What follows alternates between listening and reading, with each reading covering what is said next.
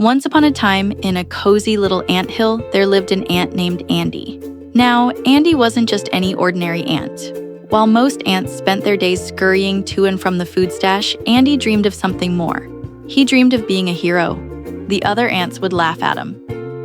"You're too small," they would say. "How can you possibly be a hero?" Andy would just smile and nod. He didn't mind. He knew deep down that even a tiny ant could make a big difference. He would find a way, somehow. One bright, sunny morning, something strange happened. The usual buzz of the colony was interrupted by a loud, menacing sound. Squawk. It was a sound none of the ants had ever heard before. The queen ant looked up in fear. A large, hungry bird had spotted their anthill from above and was circling it, its sharp eyes locked on the tiny creatures below. "Everyone to the tunnels, quickly!" the queen screamed. Her voice trembled with fear. The workers, soldiers, and even the young ants all scrambled to hide. The anthill was in a panic. There was no time to think, only time to run. But Andy stayed still. His heart raced, but he didn't run. He watched the bird swoop lower and lower, its beak gleaming in the sunlight, ready to destroy the anthill. "This is my chance," Andy thought. "I can't let my family down. I have to do something." He quickly scurried across the ground, dodging the other ants rushing to hide. Andy didn't have a plan, but he knew he had to act fast. His tiny body moved with purpose. He was going straight for the bird. The bird's beady eyes locked onto Andy as it hovered above the anthill. It gave a low, menacing screech, and Andy's heart skipped a beat. Most ants would have been scared stiff, but not Andy. He charged straight toward the bird's massive talons without thinking twice.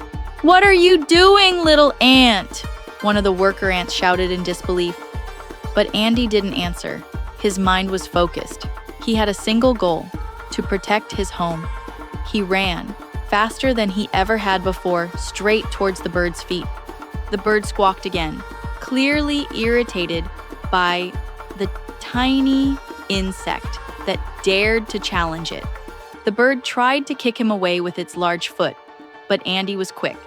He scampered up the bird's leg, climbing higher and higher.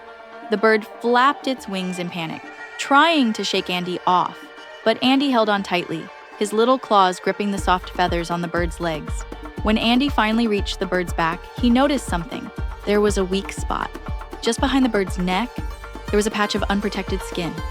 He knew he had to act fast. With all his strength, Andy leaped onto the bird's back and bit down as hard as he could on that soft spot. The bird screeched in pain, flapping its wings wildly.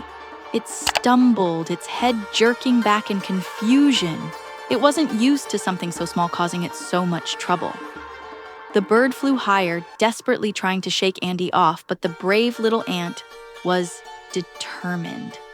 He bit down even harder, refusing to let go. The bird, startled by the pain and the strange, tiny creature on its back, lost its balance. It made a sharp dive to the ground, and with a loud thud, it crashed into the meadow.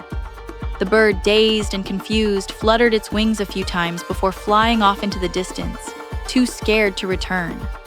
Andy had done it. He had saved the day. The ants, who had been watching from their hiding places, slowly emerged. They couldn't believe their eyes. Andy, the tiny ant they had all underestimated, had chased away the giant bird that had threatened their home. The queen ant was the first to speak. What just happened?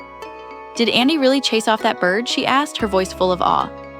I think he did," a worker ant replied, his antennae twitching with surprise. "Andy was so brave, he didn't even hesitate." The other ants gathered around Andy, lifting him up and cheering. They could hardly believe it. Andy had become the hero of the day. "Well, I didn't know what else to do," Andy said modestly, his tiny face flushed with pride. "I had to protect my family." "You saved us all," the queen ant said, her eyes shining. You've shown us that even the smallest among us can do something great.